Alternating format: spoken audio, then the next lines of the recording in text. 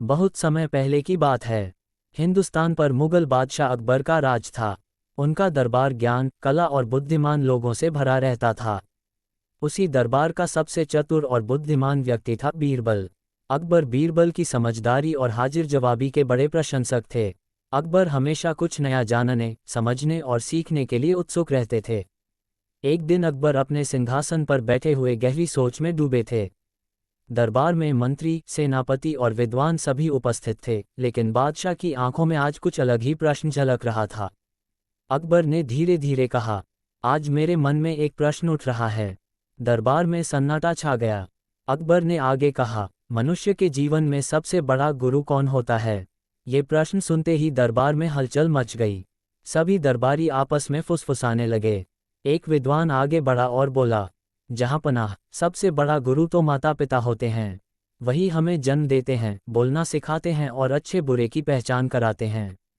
अकबर ने सिर हिलाया, ये बात सही है। दूसरा विद्वान बोला, जहांपनाह, सबसे बड़ा गुरु तो शिक्षक होता है, जो हमें ज्ञान देता है, पढ़ना लिखना सिखाता है। तीसरे दरबारी ने कहा, नहीं जहांपनाह, सबसे बड़ा गुरु तो ग्रंथ होते हैं, क्योंकि उनसे हमें जीवन का सत्य मिलता है। एक साधु ने कहा, सबसे बड़ा गुरु तो भगवान होते हैं। हर किसी का उत्तर सही लगता था, लेकिन अकबर संतुष्ट नहीं हुए। उन्होंने बीरबल की ओर देखा, जो मुस्कुराते हुए सब सुन रहे थे। अकबर बोले, बीरबल, अब तुम बताओ सबसे बड़ा गुरु कौन है? बीरबल ने विनम्रता से सिर झुकाया और कहा, जहांपनाह, इस प्रश्न का उत्तर आसान नहीं है, लेकिन मैं आपको सही उत्तर अनुभव से सिद्ध करके दिखा सकता हूँ। अकबर की आंखों में चमक आ गई। कैसे? बीरबल बोले, जहांपनाह, मुझे कुछ दिनों का समय दीजिए। मैं आपको स्वयं अनुभव करवा दूंगा कि जीवन का सबसे बड़ा गुरु कौन है। अकबर ने हंसते हुए कहा, ठीक है बीरबल, तुम्हें पूरा अधिकार है, लेकिन ध्यान रहे, उत्तर ऐसा हो कि सब समझ जाएं। अगले ही दिन बीरबल ने अकबर से अनुमति लेकर एक साधारण वेश धारण किया। उन्होंने न कीमती वस्त्र पहने, न शाही आभूषण। वे एक सामान्य व्यक्ति की तरह यात्रा पर निकल पड़े। बीरबल ने सोचा, जब तक मनुष्य जीवन को स्वयं नहीं जीता, तब तक वह सही गुरु को नहीं पहचान सकता। पहले दिन वे एक गांव पहुंचे। वहां उन्होंने देखा कि एक बूढ़ा किसान तपती धूप में खेत जोत रहा था। बीरबल उसके पास गए और बोले, बाबा, इतनी उम्र में इतना कठिन काम क्यों करते हो? किसान मुस्कुराया और बोला, बेटा, जीवन ने सिखाया है कि जो मेहनत से डरता है, वह भूखा मरता है।